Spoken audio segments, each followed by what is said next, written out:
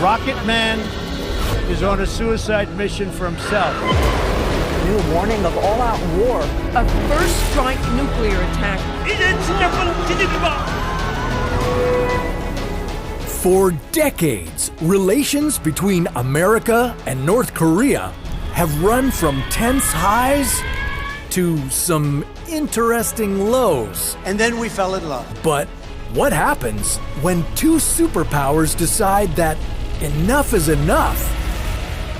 With more destructive nuclear technology available now than ever before, the scope of this war could almost be biblical. Those old duck and cover drills are useless now. So what if North Korea tsunami-bombed America? Where would the bomb be detonated? How much time would you have to evacuate people? And would the fallout be worse than the tsunami? This is What If, and here's what would happen if North Korea tsunami-bombed America.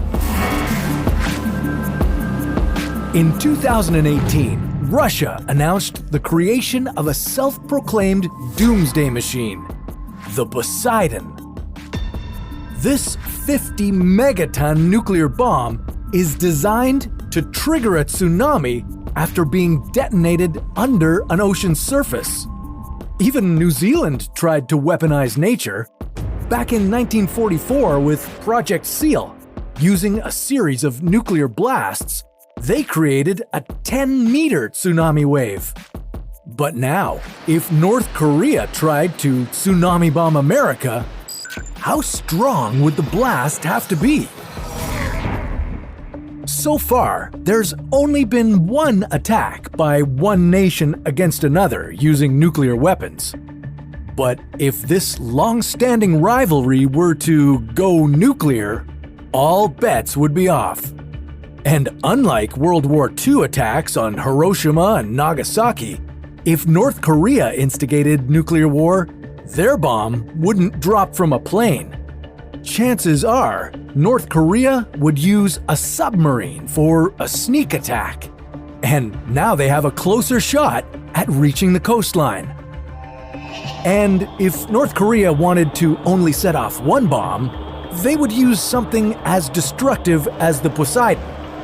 But it could be more likely that North Korea would trigger a series of nuclear explosions near California's beaches. After all, some reports estimate North Korea's nuclear stockpile is as high as 60 weapons, with some weighing around 5,000 tons. A chain reaction of nuclear explosions in the Pacific Ocean would set off a massive tsunami that would head right for the US shoreline. Due to the prevailing winds, heavily populated areas like San Francisco and Los Angeles might be the primary targets in this apocalyptic war.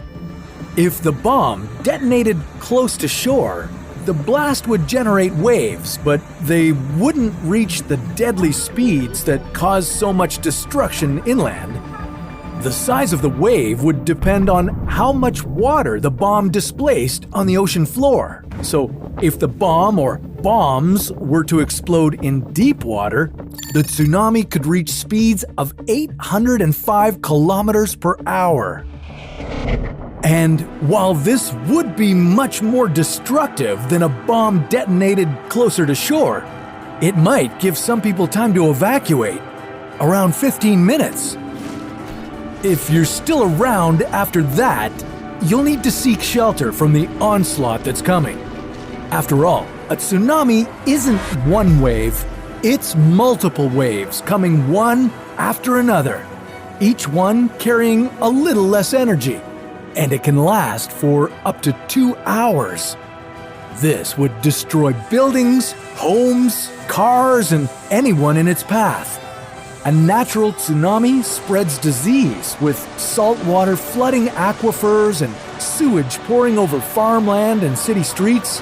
And now, add the threat of nuclear contamination in every drop of water, you'd have a serious threat to all life, human and otherwise.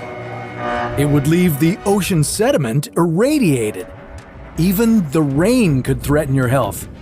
And if the waves haven't torn apart the vegetation, the nuclear fallout would poison the food supply.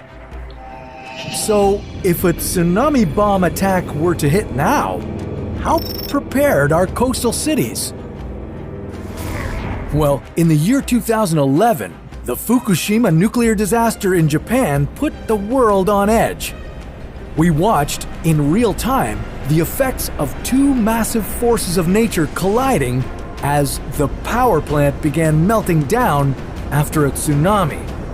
The United States Geological Survey simulated a tsunami starting off the coast of Alaska and hitting Los Angeles, with the same force that the 2011 tsunami hit Japan. The study showed that waves of 1 to 3 meters could flood Long Beach and surrounding areas.